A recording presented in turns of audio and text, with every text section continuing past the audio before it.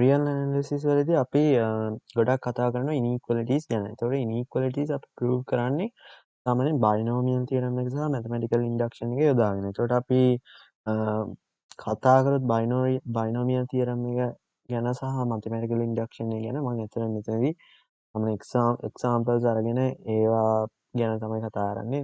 මෙතනදී ලොකුවට මේ ගැන කතා කරන්නේ නැහැ. ඒතකොට බයිනෝමියල් තියරම් එක ගැන අපි මුලින් බලමු. බයිනෝමියල් තියරම් එකේදී මොකද්ද වෙන්නේ කියලා. ඒතකොට බයිනෝමියල් තියරම් එකේදී අපි ගත්තොත් අපිට 1 + x වල n කියන බලය දීලා තියෙනවා අපිට. මෙතනදී අපිට ඇත්තටම මෙතන පොලිනෝමියල් එකක්. ඉතින් අපිට මේක ලියා ගන්න පුළුවන්.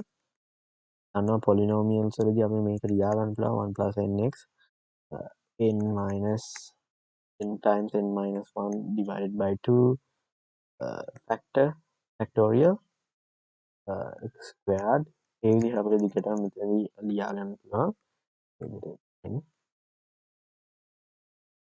ඉතින් මේකෙදි අපි බයිනෝමියල් තියරම් එකේදී අපි කියනවා මෙන්න මේ කොටස අපිට 0 කියලා අරගෙන අපිට මෙතනදී විශාලයි හෝ සමානයි 1 + nx කියලා.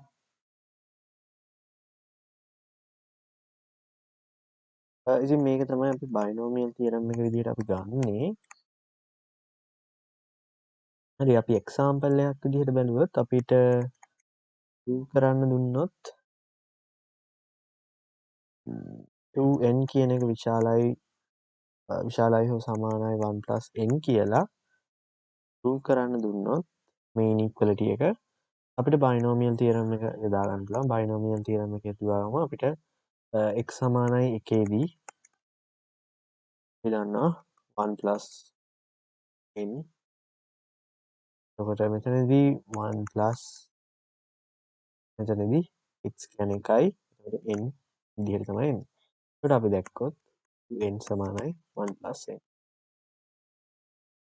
මේ විදිහට තමයි අපි බයිනෝමියල් තියරම් එක යොදාගන්නේ. ඉතින් හරියම ගොඩක්ම ලේසියි. ඉතින් බයිනෝමියල් තියරම් එකේදී ඇත්තටම 1 + x වල nth පවර් එක අපි ගත්තොත් කන්සිඩර් කරොත් 1 + nx මෙතන අපිට පොලිනෝමියල් එකක් විදිහට ලියාගෙන යන්න පුළුවන්.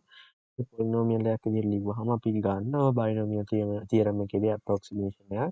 ඒක තමයි 1 + xn කියන එක අපිට ගන්න පුළුවන්. විශාලයි හෝ සමානයි 1 + nx කියලා. හැබැයි අනිවාර්යෙන් මෙතනදී x කියන එක 0 හරි 0 වලට වඩා වැඩි අගයක් වෙන්න ඕනේ.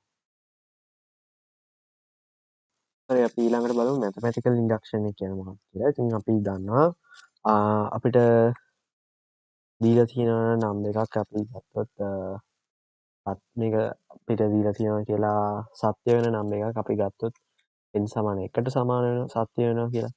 ඒකට අපි ගන්නවා assume කරනවා n සමානයි p වලට මේක සත්‍යයි කියලා. මේ ප්‍රකාශනය සත්‍යයි කියලා. ඒකට n සමාන 1 දී අපි චෙක් කරනවා මේක සත්‍යයිද කියලා. එතකොට අපි n සමාන p වලදී assume කරනවා මේක සත්‍යයි කියලා. ඊට පස්සේ අපි බලනවා n සමාන p දාන එකටත් මේක හරියනවද කියලා. ඉතින් මේක තමයි අපි සාමාන්‍ය මැතමැටිකල් ඉන්ඩක්ෂන් එක කියලා කියන්නේ. ඉතින් අපි මැතමැටිකල් ඉන්ඩක්ෂන් එක ගත්තොත් එක්සාම්පල් එකක් අපිට රියල් ඇනලිසිස් වලදී හම්බ වෙන ඉනීක්වලිටි එකක්ම ගමු. 2n විශාලයි හෝ සමානයි n ස්ක්වයර්. එතකොට මේක අපි ප්‍රූව් කරන්නේ කොහොමද? ඇත්තටම මෙතනදී මේ ඉනීක්වලිටි එක හෝල් කරන්නේ n විශාලයි හෝ සමානයි 4 දී විතරයි. එතකොට අපි ගත්තොත් n සමානයි 4 දී අපි මෙතනදී n සමානයි 4ත් අයිති වෙන හින්දා අපි ප්‍රූව් කරන්න ඕන මුලින්ම n සමානයි 4ට. නැතුව n සමානයි 1ට නෙමෙයි මේක ප්‍රූව් කරන්න ඕනේ.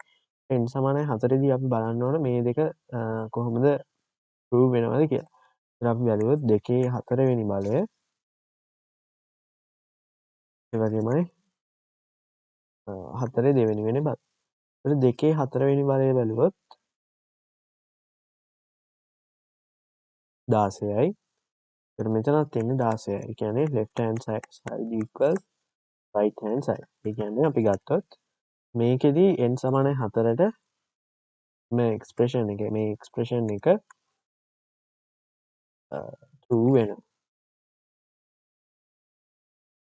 හරි, ඊළඟට අපි assume කරනවා n සමානයි p වලට මේ ප්‍රකාශනය සත්‍යයි කියලා. එතකොට අපි ඉතින් අපිට n සමානයි p වලදී අපි ගත්තොත් අපි මේ ප්‍රකාශනය අපි දන්නවා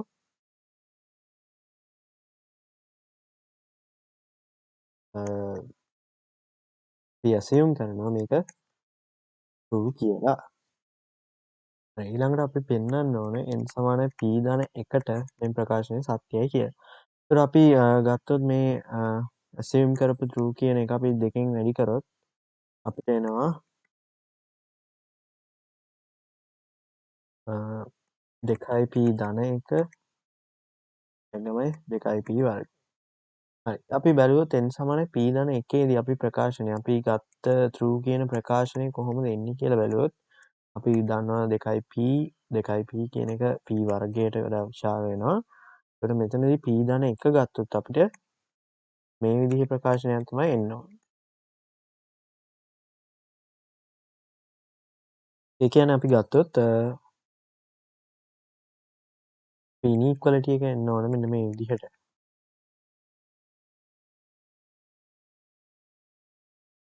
ඒක අපි සුළු කරගත්තොත් අපිට මෙතන එනවා p වර්ග ධන 2p ධන 1. මෙතනදී එනවා p වර්ග ඍණ 2p ඍණ මේක තවදුරටත් සුළු කරගෙන ගියොත් අපිට එනවා p ඍණ 1 වර්ගය -2. උදාහරණයක් අරන් බලමු. මෙතනදී p සමානයි අපි 2 දැම්මොත් 2 ඍණ 1යි. එතකොට 1 වර්ගය 1යි 1 ඍණ 2 ඍණ 1යි. එතකොට මෙතනදී ඒක inequality එක හෝල් කරන්නේ නැහැ. එතකොට අපි ගත්තාම මෙතනදී 3 දැම්මොත් p සමානයි 3 දැම්මොත් 3 ඍණ